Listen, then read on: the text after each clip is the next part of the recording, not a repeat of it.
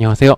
저 합격학원에서 HS 강의하고 있는 스카이 관세법인 박준호 관세사라고 합니다. 오늘 이제 1차 시험이 끝나고 다들 2차 준비를 본격적으로 이제 하시게 될 건데, 그래서 오늘은 관설표 틀잡기라고 어떤 내용은 선행학습 수준일 것 같아요. 선행학습. 그래서 뭐 본격적으로 기본 강의 다들 수강하실 텐데, 수강하시기 전에 하는 뭐 일종의 예행 연습, 그냥 느낌, 어떤 식으로 공부가 되는구나, 이렇게 느낌을 알아보는 수준으로 되니까, 가볍게 한번 들어주시면은, 앞으로 기본 강의 수강할 때 조금 도움이 될 것 같습니다. 오늘 시간은 대략적으로 뭐 1시간 조금 안 되게 될 것 같아요. 어, 자, 그 다음에 뭐, 대략적으로 관세율표 체계, 통치, 그리고 뭐, 여기는 이제 관세율표 체계인데, 뭐, 아이고, 잠시만요.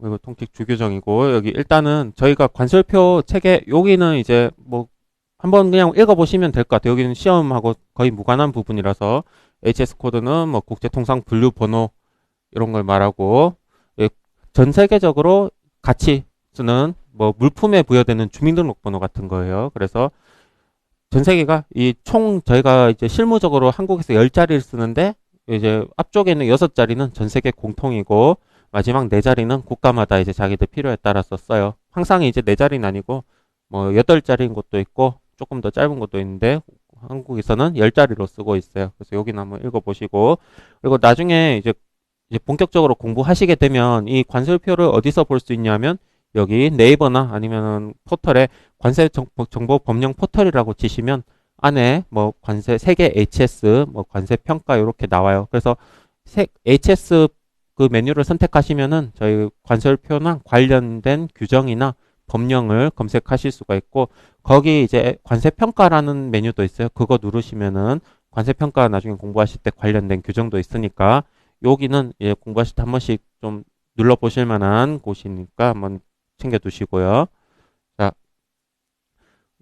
그리고 관세표 일단은 뭐 구성은 저희가 통칙과 주규정과 호용어 해설서로 되어 있는데, 어, 대부분 이제 시험이 여기서 나오고요. 해설서는 뭐 많이 나오진 않아요. 거의 뭐 10%도 안 되게 나오고 출제가 되고 있어요. 그래서 아마 거의 모든 배점이 뭐 절반 이상이 주규정을 그대로 쓰는 게 저희 HS 시험이라고 그 자체라고 보시면 되고, 최근에는 이 호요 용어 비중이 많이 높아지고 있어요. 그래서 호요 용어도 충분히 공부를 많이 하셔야 돼요. 예전에는 이 호요 용어 같은 경우는 이전에는 뭐 조금 보신 분은 알겠지만 한 개류의 여러 개의 호요 용어가 나오면 체계를 잡아서 좀 묶어서 공부하곤 했어요. 근데 지금은 뭐 한 개 호유, 한 개 호당, 뭐 한 개 물건 이상 좀 쓸 수 있도록 요구를 받고 있죠, 시험에서. 그래서 요 부분이 메인이고, 호용어, 통칙 이런 것들까지 이제 좀 여기 세 파트는 꼼꼼하게 보셔야 돼요. 어느 정도 꼼꼼하게 봐야 되냐면, 저희 뭐 제 기본서뿐만 아니라 다른 기본서도 마찬가지인데, 어, 거의 토시 하나 안 틀리고 똑같이 쓰실 수가 있어야 돼요. 그렇게 공부하셔야지 실제 시험 가서 한 7, 80% 수준으로 정확하게 쓸 수 있어요. 그래서 진짜 공부하실 때 이런 그 암기가 되게 중요한 부분이니까 철저하게 암기하겠다고 생각하시고 시작을 하셔야 돼요. 자, 이제 통칙인데 저희 HS 통칙이 총 7가지가 있어요. 그 중에 이제 통칙 1은 저희 그 HS가 이제 부류, 절 이렇게 되는데, 이런 표제라 하면 뒤쪽에 나오겠지만, 예를 들면은 여기 교재 다들 한 번씩 뭐 나중에 하시면 있겠지만, 여기 제목 있죠? 제목. 이게 표제예요. 이런 것들이 표제인데, 표제는 참조를 위해서 규정한 거고, 이 말은 표제 자체는 법적 효력이 없다는 거예요. 그 저희 시험에도 뭐 표제 자체를 쓰라고는 거의 나오지 않아요. 그래서 참조를 저희 공부 목적도 그렇고 위해서 한 거고, 저희가 HS로 법을 얘기할 때는 각 호의 용어와 관련 분할의 주에 따른다 해서 두 가지죠. 그러면 호의 용어와 주규정으로 저희가 HS 품목 분류를 한다. 그러면 시험에도 호의 용어와 주규정이 나온다. 이렇게 이해를 하시면 될 것 같아요. 결정하고, 야, 나머지는 이제 여기서 안 되면은 그 밑으로 내려간다. 이런 의미예요. 다음에 통칙 2.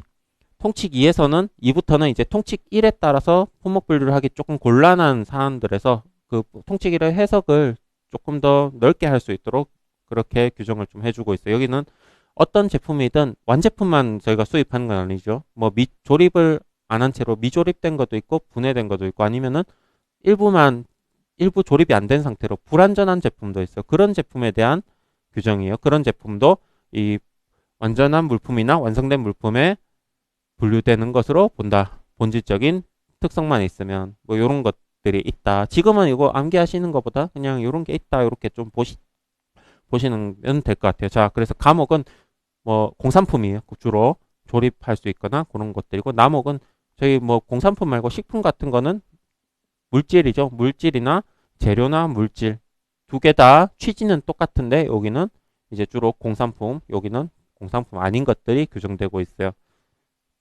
그다음에 통칙 3은 총 3가지로 구성되어 있는데 통칙 3은 첫 번째는 가장 구체적으로 표현된 호가 일반적으로 표현된 호에 우선한다. 이건 뭐 당연한 얘기이긴 한데 그래도 여기 구체적으로 표현된 규정 저희는 용어를 좀 우선해서 한다. 요거 하나 있고 그다음에 남옥이 여기가 시험에도 많이 나오는 부분인데 소매용 세트로 된 물품의 품목 분류할 때 소매용 세트가 되게 많은 경우의 수가 나오잖아요. 거기서 저희가 관세율표에서 모든 경우의 수를 다 규정할 수 없죠. 그럴 때 그 소매용 세트에 본질적인 특성을 부여하는 물품으로 된 물건으로 본다. 그 전체를 그런 규정이에요.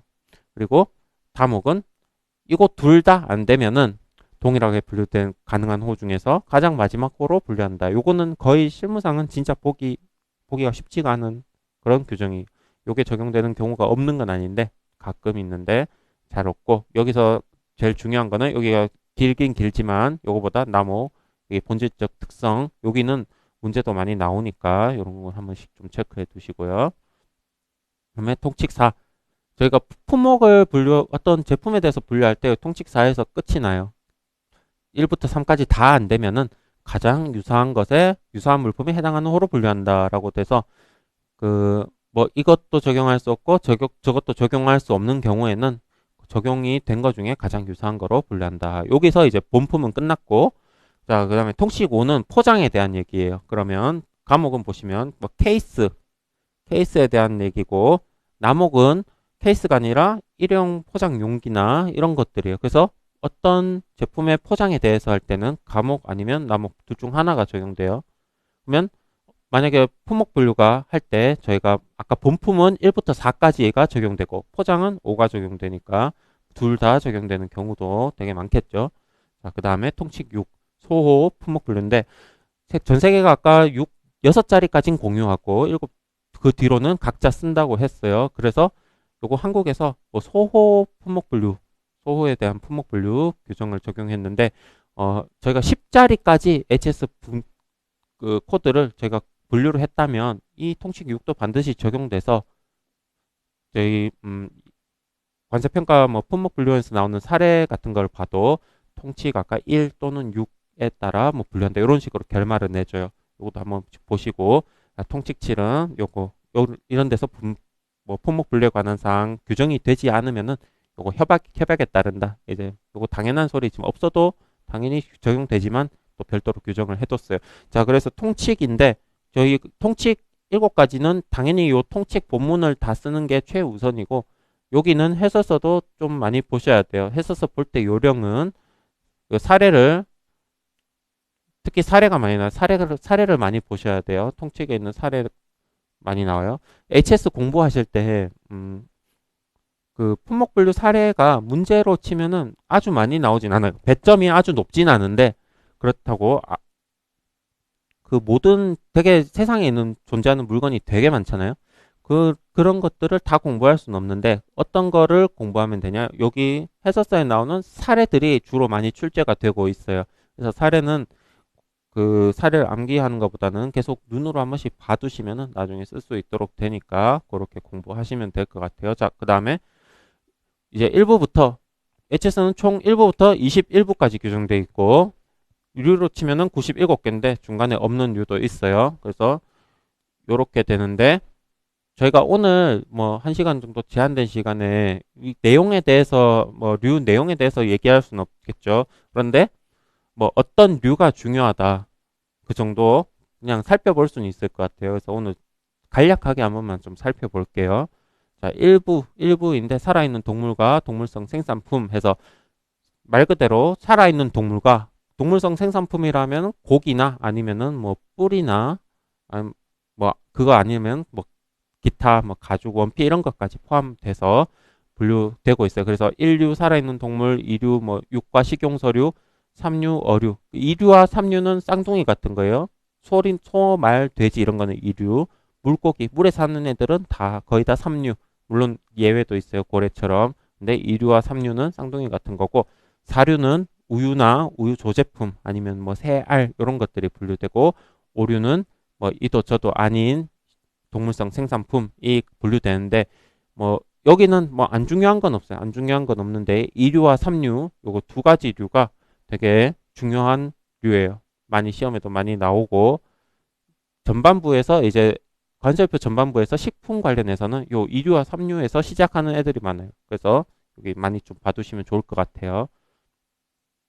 그다음에 2부에 동물 했으니까 식물인데 식물은 6류부터 14류까지 아까 동물보다는 좀 종류가 많아요. 보시면 뭐 살아있는 수목과 식물 뭐 이런 것도 있고 그다음에 핵심은 이 2부의 핵심은 7류, 8류, 9류 그다음에 11류 정도예요. 7류, 8류, 7류부터 11류까지 이거 5개 정도가 되겠네요. 이게 자세히 보시면 7류는 채소, 그다음에 8류는 과실, 9류는 커피차 향신료. 근데 9류는 내용 양은 적은 반면에 그런 혼합물이나 그런 문제 낼 게 좀 있어요. 그다음에 10류는 곡물, 그다음에 11류는 제분 생산품인데 아까 여기가 중요하지만 요 중에서 다시 한번 추리면은 7류랑 8류랑 11류 여기 세 개에서 뭐 진짜 많은 문제가 나와요. 요거 세 개는 반드시 외워야 돼요. 아까 고기 동물성 생산품에 2류와 3류가 쌍둥이 같은 류였죠. 2류는 뭐 바다에 살지 않는 주로 동물들, 3류는 바다 사는 동물인데 그거와 똑같이 7류, 8류 채소와 과실 이게 또 쌍둥이 같은 애들이고 11류 제분공업 생산품 요거는 곡물 가루 같은 거 반드시 곡물만 있는 건 아니지만 주로 가루들이 많이 가요. 그래서 여기 류는 많은데 여기 중요한 거는 7류, 8류, 11류 정도 좀 봐두시면은 나중에 도움이 되실 거예요. 자, 그 다음에 어 잠시만요. 그리고 3부가 빠진 3부는 여기 지금 16류인데 14류까지 15류가 기름이에요. 기름. 동식물성 기름. 그게 3부인데 3부는 류가 하나밖에 없어요. 그래서 동식물성 기름이 15류 3부로 가요. 자, 그 다음에 4부인데 4부는 이제 조제 식료품이에요. 조제 식료품인데 되게 이 표제죠. 여기가 아까 표제인데 아까 처음에 봤듯이 법적인 효력은 없어요. 법적인 효력은 없고 그냥 참고만 하는 용인데 딱 봐도 먹는 제품이나 기호식품, 기호류 제품들이 들어가요. 요 중에서 제일 중요한 거 아까 2류, 3류에서 동물성 동물 고기나 이런 게 같죠. 걔네가 가공되면은 주로 여기 16류로 가요. 여기 2류나 3류에서 오는 애들이 주로 16류로 가고 기준은 가공을 하면 16, 조제를 하면은 16류로 오고요. 그다음에 17류 당류, 뭐 설탕이나 이런 게 가고 18류 코코아. 요게 코코아는 조금 특이한 게 관설표에서 코코아가 들어가면은 원칙적으로 18류로 분류해요. 그 코코아 양에 상관없이 원칙적으로는 그런데 모든 제품을 그렇게 하진 않고 또 예외도 있어요. 코코아가 들어가지만 18류로 분류하지 않거나 아니면 코코아가 일정 부분 함유돼야지 18류로 분류하거나 그래서 여기 코코아가 의외로 시험 출제할 게 되게 많아요. 그 다음에 19류 19류는 아까 11류에 곡물 가루가 분류됐었죠. 그거를 더 가공을 하면은 여기로 와요. 여기는 11류에서 오는 애들이 분류되고 20류 20류 채소, 과실, 견과류, 기타 식물 조제품인데 여기는 아까 채소와 과실은 7류와 그다음에 8류에서 왔어요. 7류, 8류 조제품이 20류로 가요. 근데 20류까지도 이제 못 가는 나머지 조제 식료품은 21류로 가요. 근데 21류는 생각보다 규정이 거의 없어요. 그 말은 대부분의 이제 저희 식품들은 20류 이전에서 이제 분류가 다 끝나요. 그래서 여기서 중요한 거는 16류, 그 다음에 18류, 19류, 20류 여기까지 요 정도 진짜 중요한 부분이에요. 나머지도 뭐 나오긴 나오는데 뭐 21류의 각종 조제 식료품, 22류 이런 것도 나오긴 나와요. 23류에 여기는 이제 사료, 24류는 담배인데 규정이 다들 짧고 조금 중요성이 조금은 그래도 떨어지는 애들이 많아요. 자, 그래서 여기는 요 정도로 요거 4개류 정도 봐두시면은 나중에 핵심적으로 공부가 좀 될 것 같아요. 자, 그 다음에 6부. 이거 5부가 없네. 자, 5부는 이따 할게요. 자, 6부인데 6부에서 6부는 여기 화학공업 제품인데 이게 처음에 공부하시면 되게 멘탈이 좀 흔들리는 상황이 나와요. 왜냐하면 28류랑 29류가 무기 유기화학 범위인데 차이는 탄소 함유 여부죠. 근데 여기가 좀 내용들을 보면은 그 평소에 보지 않는 단어들이 많이 나와서 여기서 이제 많이들 이제 포기하시는 분들도 있어요. 뭐 시험을 포기하는 게 아니라 요 두 개 류 공부를 포기하시는데 절대 그렇지 않으니까 요거는 진짜 자세하게 이제 보다 보면 이 규정이 어려운 게 아니라 여기는 단어가 익숙하지 않아서 어려운 거예요. 그래서 나중에 공부하실 때는 여기 자세하게 한번 보세요. 그러면 규정이 어려운 거는 하나도 없어요. 그냥 단어가 생소할 뿐이에요. 자, 그 다음에 요 밑에 쭉 나오는데, 여기는 뭐가 중요하다 이렇게 말하긴 그래요. 근데 6부 공부하실 때 제일 특징이 하나 있는데, 6부는 여기 요 부주 규정이 3개가 있어요. 요 부주 규정이 진짜 많은 중요도 6부 전체 절반을 차지해요. 6부. 그래서 부주 규정을 진짜 좀 잘 공부해 두셔야 돼요. 6부. 이게 다른 부도 뭐 그런 게 있지만 특히 6부에서는 요 안쪽에 있는 각 류별 구체적인 내용보다 이 부주 규정에 연관되는 내용이 되게 많다.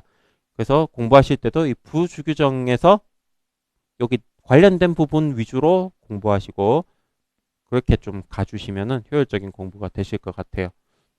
그래서 6부 부주 규정은 뭐 어떻게 공부하시던 그렇게 할 수밖에 없게 돼 있지만 6부의 핵심은 28류, 29류 포기하지 않는 부분이니까 계속 그 페이지를 공부하실 때마다 계속 보세요. 보시면은 이게 언젠가는 한 3-4달 지나면 이 단어가 익숙해져요. 그러면은 단어만 익숙해지면 사실 내용은 별 내용이 없어요. 그냥 포함한다, 제외한다. 어떤 물질 포함한다, 어떤 물질 제외한다. 이렇게 다니까 이거 절대 포기하지 마시고요.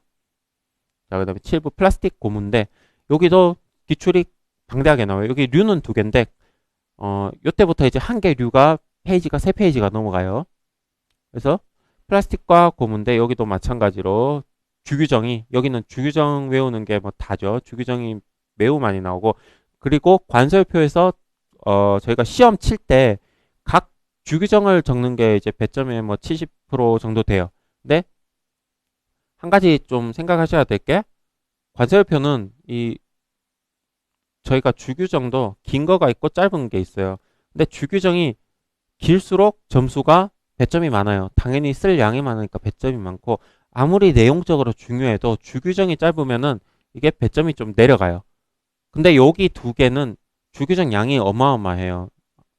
주규정이 양이 어마어마하게 많으니까 당연히 플라스틱이나 고무 나오면 배점이 많아요. 배점이 세고 그리고 또 특징은 모든 수험생이 되게 잘 적어요. 그래서 여기 만약에 못 적으시면은 손해가 많이 나니까 플라스틱 고무는 이제 좀 잘 적어 주셔야 되고 뭐 외우기도 암기하기도 어렵진 않아요.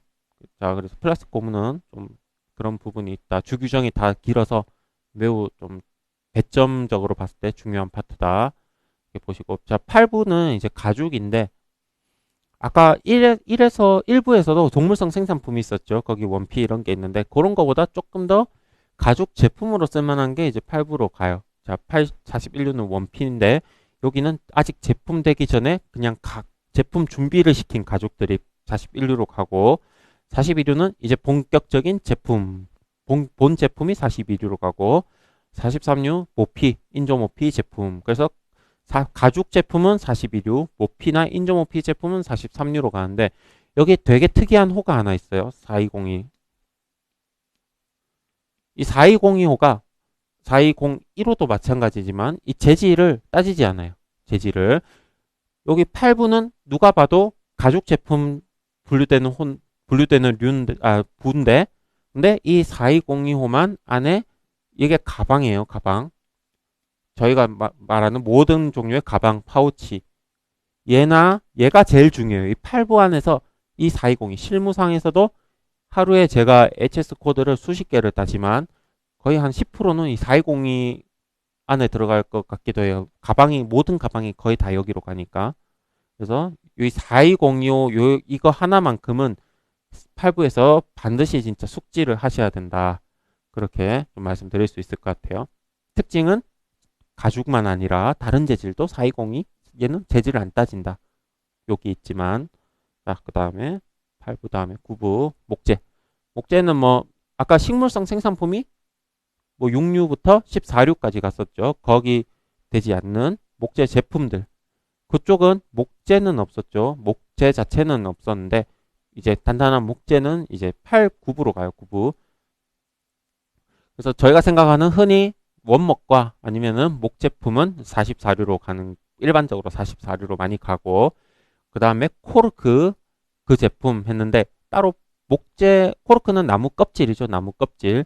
나무 껍질인데 보통 와인 막에나 요즘은 신발 밑창에 많이 써요. 이게 부드럽고 탄력도 있고 뭐 습기 같은 것도 이렇게 잘 하고 방음도 잘 되고 코르크가 한국에서는 뭐 아주 대중적이지 않은 제품이지만 유럽이나 미국에서는 이 코르크 관련된 제품 산업이나 되게 발달해 있어요. 거래량이 많아서 45류로 따로 빼놨어요. 코르크.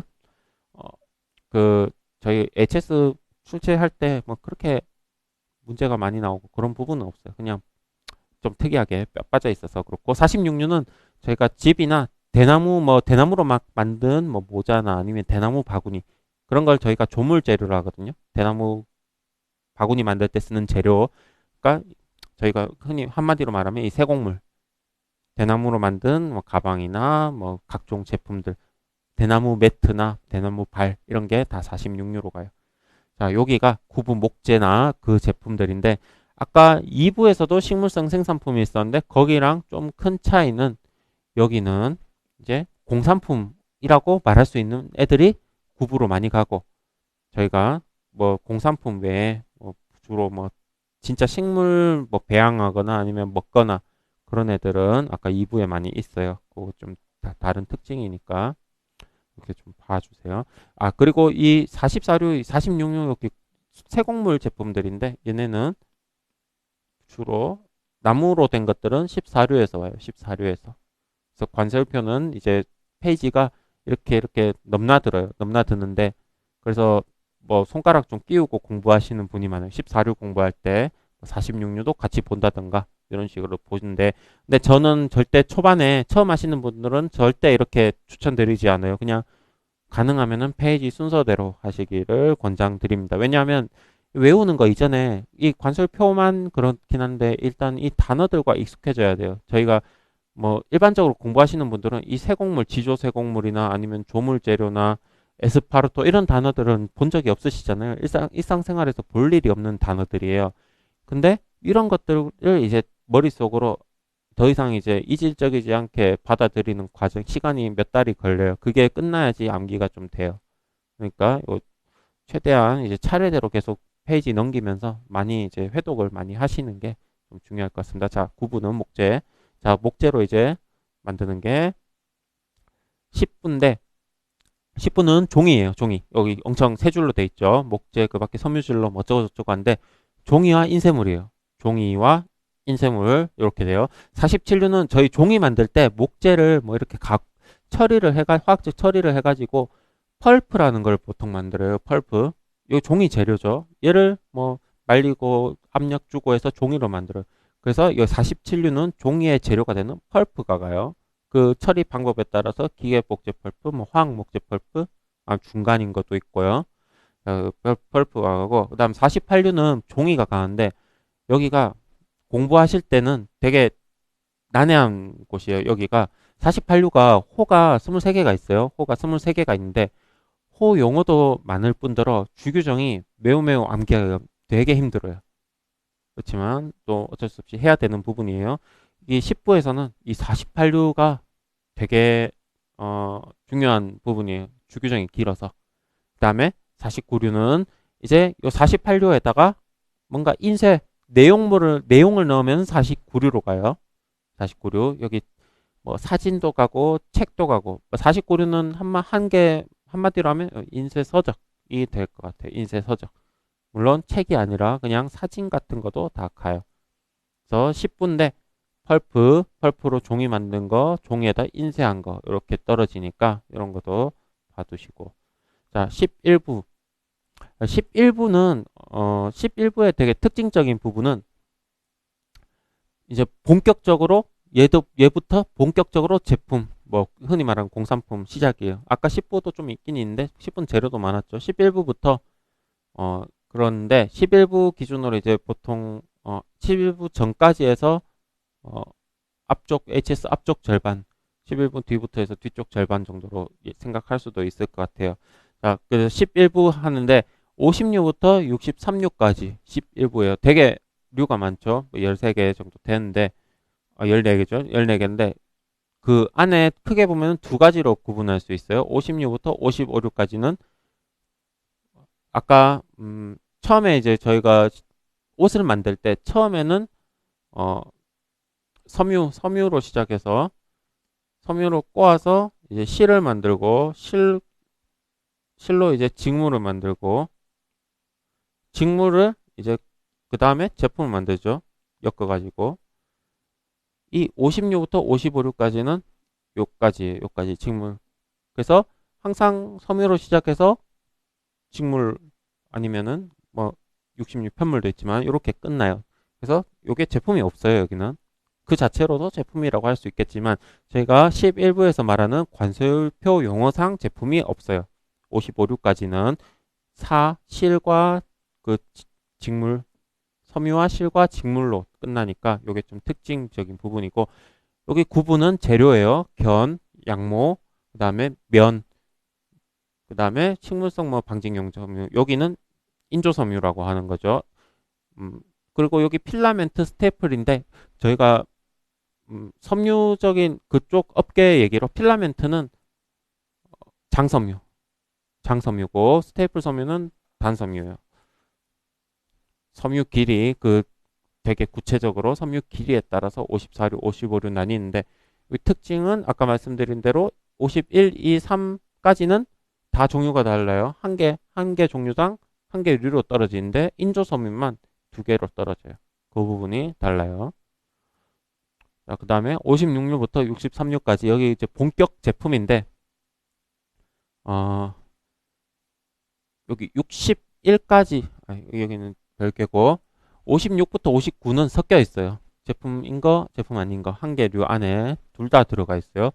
56류는 저희 워딩 펠트 부직포 그리고 뭐 끈 제품들이 가고 57류 여기 저희가 흔히 말하는 맨날 흔히 생각하는 양탄자 바닥갈개가 가고 58류는 특수직물 59류는 여기가 좀 특이한 게 이제 저희 오토바이 그 가죽 점퍼 같은 거 보면 좀 반짝반짝거리는 것들 있죠. 그런 것들은 옷에다가 플라스틱을 얇게 도포를 해요. 그런 그 재료가 되는 그런 직물들 뭔가 도포한 직물들이 가고 그다음에 66 여기는 아까 저희가 직물에 뭐 섬유나 끈이나 직물이 50에서 55류로 갔죠. 근데 편물은 직물과 편물 차이는 직물은 이렇게 바둑판 형식으로 된 옷감이에요. 옷감. 근데 편물은 이 고리에 고리를 걸어요. 저희 그 어머니들 하시는 그런 뜨개질 같은 거 보면은 요거 집에서 요거 하시는 분 없죠? 요거 뭐 옛날에 뭐 틀 같은 거로 막 이렇게 하는 거 요거 말고 편물은 이 고리에다가 고리를 엮어가지고 만드는 옷감이에요. 그러니까 좀 늘어나겠죠. 특징은 저희가 흔히 생각하는 스웨터가 편물이에요. 그래서 50에서 55류 직물과 대비되는 편물은 66 여기 한 군데 중간에 껴 있어요. 자, 그 다음에 60에서 61, 2, 3류인데 여기도 주규정이 어마어마하게 길고 문제가 많이 나와요. 11부가 섬유 제품이죠. 근데 대표적으로 말하면 옷이잖아요. 옷이 전부 다 61, 2, 중고옷 63으로 가요. 그래서 옷에 대한 사례 문제가 나오면 이 둘 중에 하나가 무조건 나오니까 되게 중요하고 그리고 11부 전체 양이 되게 광범위해요. 주기정도 많고 그 중에서 특히 많이 나온 애들이 61이에요. 그냥 11부에서 그 제일 많이 나온 빈출되는 부분 관세음표 전체로 봐도 제일 문제 많이 나오는 게 61류, 62류 요 두 개류예요. 61류는 편물 제품, 62류는 직물 제품이에요. 그래서 여기 두 개는 이제 잘 외워주셔야 된다. 뭐 문제는 거의 매년 나온다고 보시면 돼요. 근데 11부에서 나온 문제 대부분이 61, 62류하고 연관이 돼 있어요. 그런 거 좀 참고로 봐주시고 자 12부 저희 아까는 의류였죠. 의류나 의류 부속품이었어요. 뭐 벨트 같은 것도 포함해서 그런 거 말고 신발, 모자 신발은 64류에 다 모아놨어요. 64류에 신발은 64류, 모자는 65류, 66류는 한마디로 여기 길죠. 지금 표제어가 긴데 막대기 제품들이에요. 지팡이나 특히 대표적으로 품목은 산류라고 했는데 우산이에요. 우산. 66류에 대표하는 품목은 우산이고 67류는 뭐 깃털 제품이나 가발이나 뭐 그런 것 나머지들 다 모아놨어요. 그래서 64류부터 66, 7류까지인데 당연히 제일 중요한 거는 신발이죠. 요거 나머지 합친 것보다 이 신발에서 문제가 더 많이 나와요. 저희가 신발이 여기는 호어 용어도 되게 중요하지만 주기정도 되게 길고 사례도 많이 나와요. 실무에서도 뭐 거의 신발은 매일매일 보죠.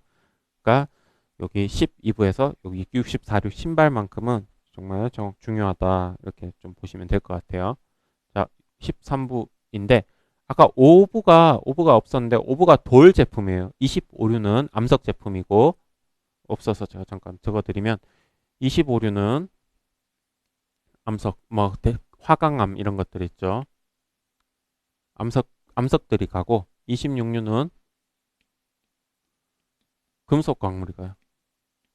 광물. 그다음에 27류는 석유, 석탄 같은 거, 뭐 연료 광물이라고 할까요?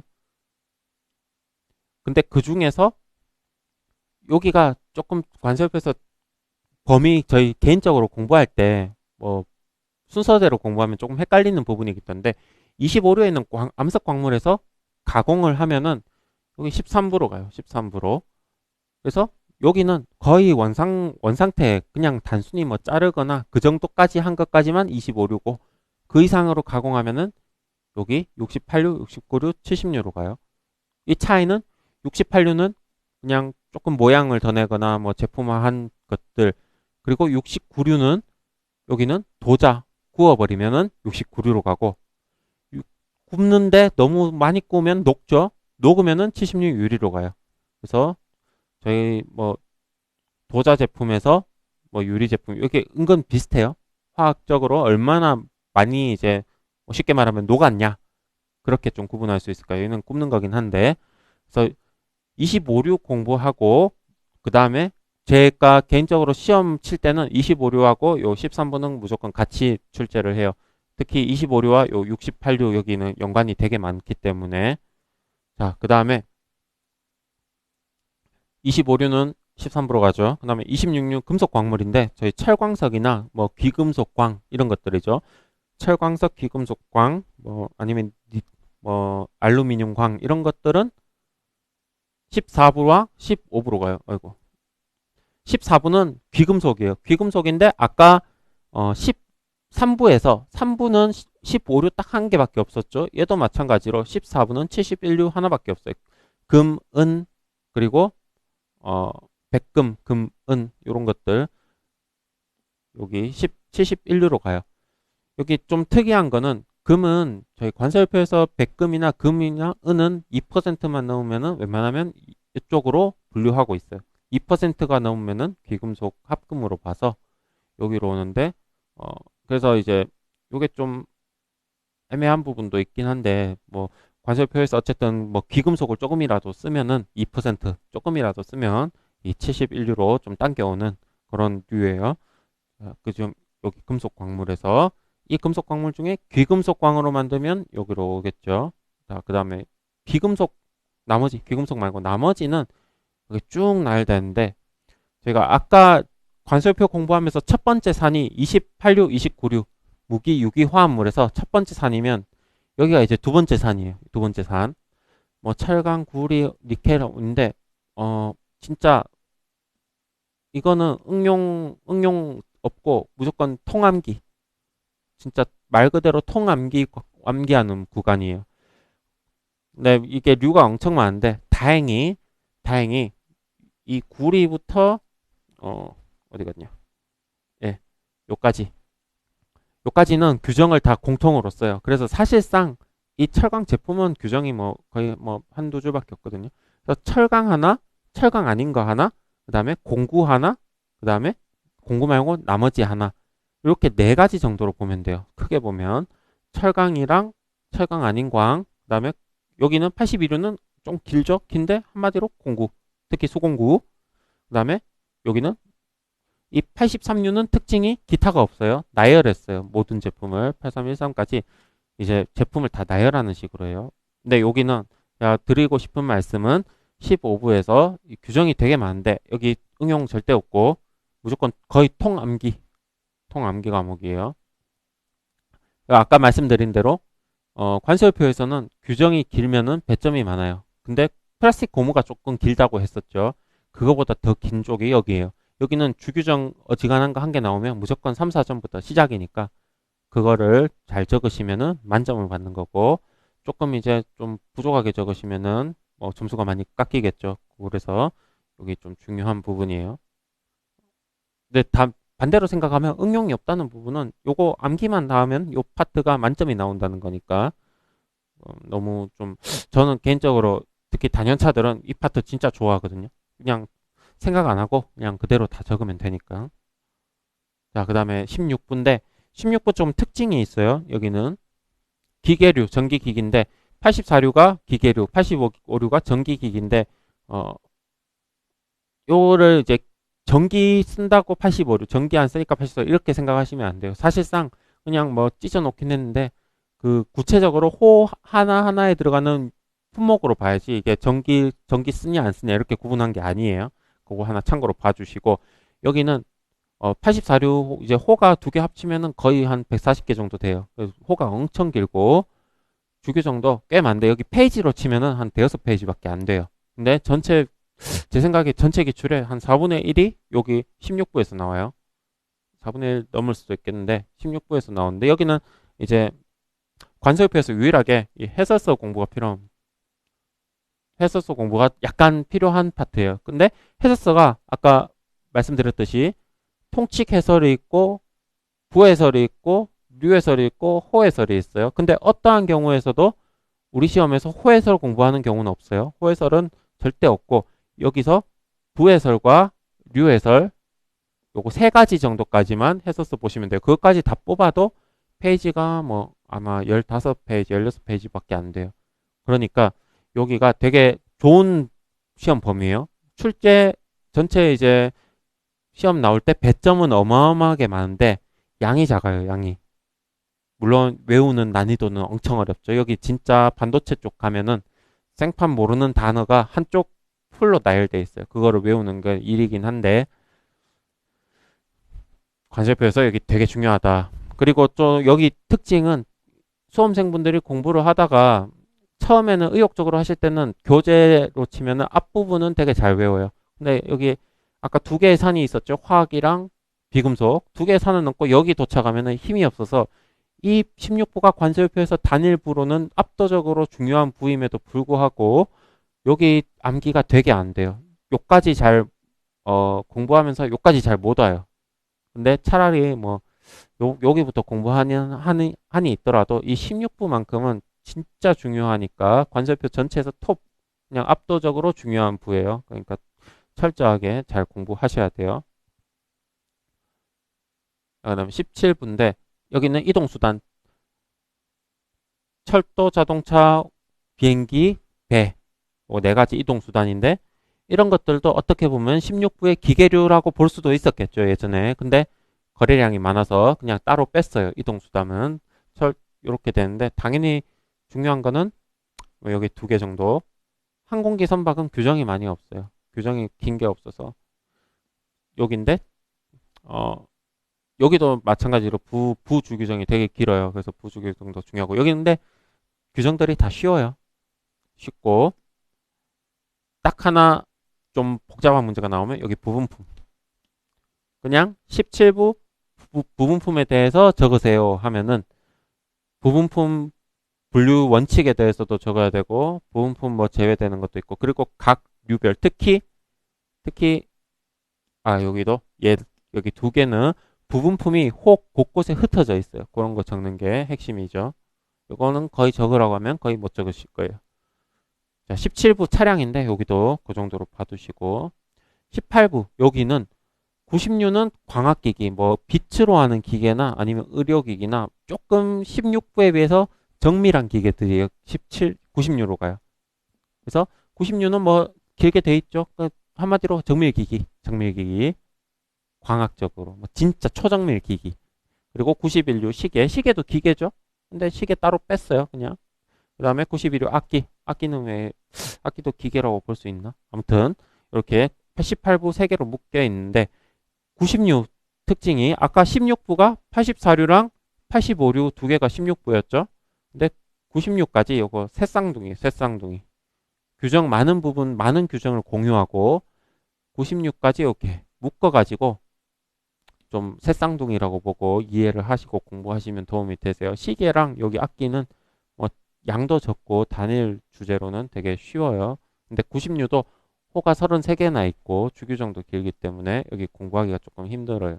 근데 84류, 85류, 96까지는 묶어서 잘 공부하시면 되고 그다음에 20부 비금속인데 96 작품이에요. 작품 20부는 작품인데 94류는 뭐 일반적으로 가구나 아니면은 뭐 조명 이런 것들이 가요. 저희가 집에서 볼 수 있는 것들 94류로 가고 뭐 여기 원래 20부 표제가 작품인데 말 그대로 되게 잡다하게 많죠. 그다음에 95류 여기 왕구나 아니면 운동용품 이런 것들이 가고 96류 작품 뭐 이것저것 다 가요. 여기는 이제 되게 별 내용이 없어요. 별 내용은 없는데 규정은 좀 있고 자, 그다음 마지막 97류 골동품. 여기는 시험 문제 나오면 항상 얘가 나와. 이상하게 항상 이 골동품만 나와요. 골동품. 관세표에서 골동품은 100년 넘은 거, 100년 넘은 게 골동품인데 뭐 어떤 거는 100년 넘어도 골동품이지만 관세표상 골동품으로 분류하지 않는 것도 있고 그런 것들은 나중에 뭐 수업 시간에 한 번씩 체크하시면 될 것 같아요. 여기도 마찬가지로 한 개 부 안에 한 개 류밖에 없어요. 관세표 총 3개가 있었죠. 15류 하나가 있었고 71류 하나가 있고 마지막으로 97류 하나가 있고요. 자, 일단은 근데 요까지 하고 제가 관세표 공부 방법에 대해서 간단하게 한 번만 좀 설명을 드리고 해야 될 것 같아요. 일단은 관세표가 다른 과목과 좀 다르게 단연차가 될수록 점수가 비례적으로 거의 무조건 상승해요. 그래서 2년차 때는 3년차보다 2년차보다 3년차가 거의 뭐 일반적으로 다른 과목에 비해서 더 잘 보는 과목이 HS예요. 드리는 시간과 비례하거든요.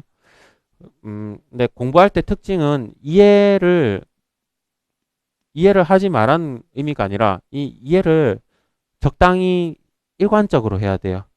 이게 무슨 말이냐면 관세표가 총 21부가 있어요. 근데 어려운 화학이나 비금속이나 아니면은 기계류 같이 이해하기 어려운 부분도 있고 아니면 음식이나 작품이나 그냥 누가 봐도 이해가 가는 부분도 있어요. 근데 이해를 기본 강의할 때 가끔 이제 듣는 말이 이해를 못하면 못 넘어가겠다는 분이 계시거든요.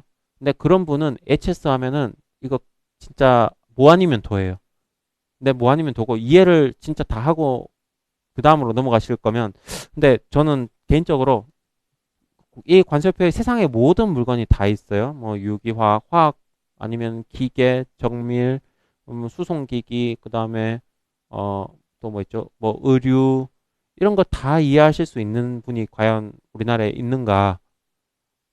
그러면 현실적으로 제가 현직자의 입장에서 또 말씀을 드리면 다들 이제 관사마다 특기 분야가 또 있어요. 뭐 저 같은 경우는